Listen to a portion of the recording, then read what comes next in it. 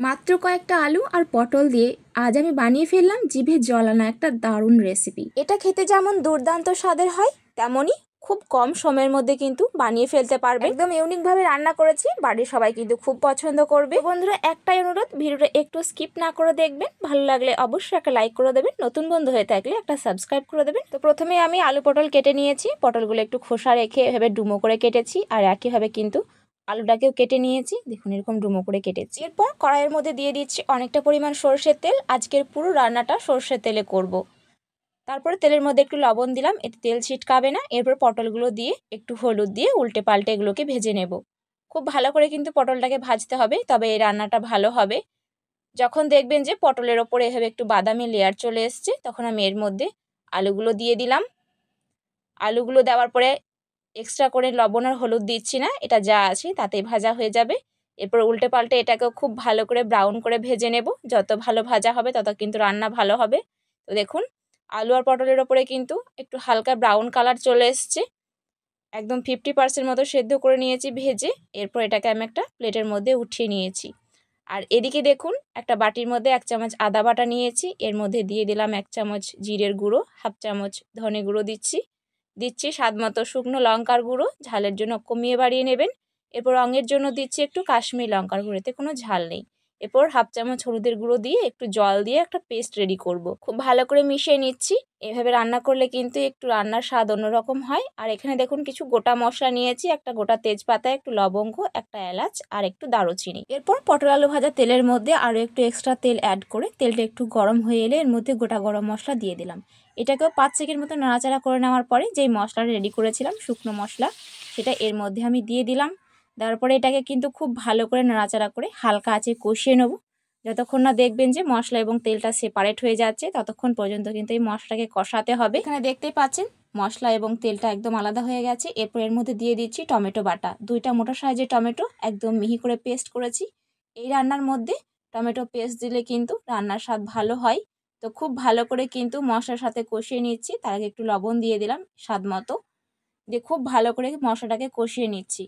যত ভালো মশলা কষানো হবে তত ভালো রান্না হবে। তো দেখতেই পাচ্ছেন মশলাটা খুব ভালো করে কষানো হয়ে গেছে। আর এদিকে দেখুন একটা বড় চামচে 2 চামচ মতো বাদাম আমি খুব ভালো করে মিহি করে বেটে নিয়েছি। যে কোনো বাদাম বাটা হলেই হবে, এটা অবশ্যই দেওয়ার চেষ্টা করবেন। সাথে চাইলে একটু 1 চামচ টক দইয়ে মেশাতে পারেন। তো বাদাম বাটা দিয়ে দিলাম। এরপর এটাকে খুব ভালো করে মিশিয়ে নেবো 1 মিনিট পর্যন্ত।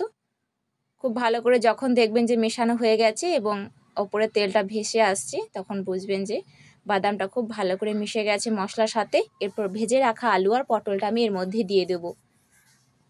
এটা দেওয়ার পরে কিন্তু খুব ভালো করে মশলার সাথে প্রায় 5 মিনিট পর্যন্ত কষাবো। এই আলু আর মশলার মধ্যে যত ভালো কষানো হবে তত ভালো কিন্তু রান্নার স্বাদ বাড়ে। যে কোনো রান্নায় খুব ভালো করে মশলা কষালেই কিন্তু রান্না অনেক বেশি ভালো হয় খেতে, কারণ মশলার কাঁচা গন্ধ থাকলে খেতে ভালো লাগে না।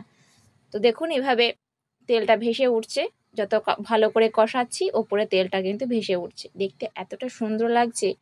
তো খুব ভালো করে 5 মিনিট পর্যন্ত আমি আলু আর মশলাটাকে কষে নিয়েছি। দেখুন এরকম শুকনো হয়ে গেছে। এভাবে কষাতে কষাতে আলুটা কিন্তু অনেকটাই সেদ্ধ হয়ে গেছে। এরপর আমি এর মধ্যে দিয়ে দিচ্ছি 2 বাটি গরম জল। এই রান্নায় অবশ্যই কিন্তু গরম জলই ব্যবহার করবেন। এতে রান্নার স্বাদ যেমন ভালো হয়, রান্নাটা করতেও কিন্তু অনেক বেশি সুবিধা হয়, তাড়াতাড়ি হয়ে যায়। রান্নাটায় কিন্তু খুব বেশি জল দেওয়ার প্রয়োজন নেই, কারণ আলুটা অনেকটাই সেদ্ধ হয়ে গেছে। আলু আর পটলগুলো ডুবে থাকবে, ঠিক এই পরিমাণ জল আমি দিয়েছি। দেখুন খুব ভালো করে জলটাকে মিশিয়ে নিলাম। এরপর এটাকে চাপা দিয়ে ঢেকে আমি 5 মিনিট হাই হিটে খুব ভালো করে ফুটিয়ে নেব। এতে ঝোলটা অনেকটা শুকিয়ে যাবে আর আলুটা কিন্তু খুব ভালো করে সেদ্ধ হয়ে যাবে। মাঝে একটু ঢাকনা খুলে একটু নেড়ে দেব, যেন তলায় না লেগে যায়, কারণ লেগে গেলে রান্নার স্বাদ একদম বিগড়ে যাবে, ভালো লাগবে না খেতে। তো এটাকে আবারও একটু মিশিয়ে ঢাকনা দিয়ে ঢেকে আবারও কিছুক্ষণ রান্না করে নেব, যতক্ষণ না এই ঝোলটা শুকিয়ে যাচ্ছে ততক্ষণ পর্যন্ত এটাকে কিন্তু ফুটিয়ে নিতে হবে। দেখুন ঝোলটা কিন্তু অনেকটাই শুকিয়ে গেছে। এরপর শেষে একটু ঘি দিয়ে দিচ্ছি আর একটু গরম মশলা দিচ্ছি। এটা একেবারে অপশনাল, চাইলে দিতেও পারেন না দিতেও পারেন, দিলে কিন্তু খেতে বেশ ভালো লাগে। এগুলো দেওয়ার পরে আর ফোটাবো না, গ্যাসের চুলা বন্ধ করে স্ট্যান্ডিং টাইমে রেখে দেবো 5 মিনিট।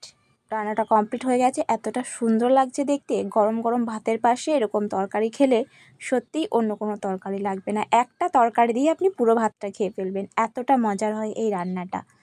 তো এবার বাড়িতে পটল এলে একঘেয়েমি পটলের আলু রান্না না করে একটু অন্যরকমভাবে ট্রাই করবেন।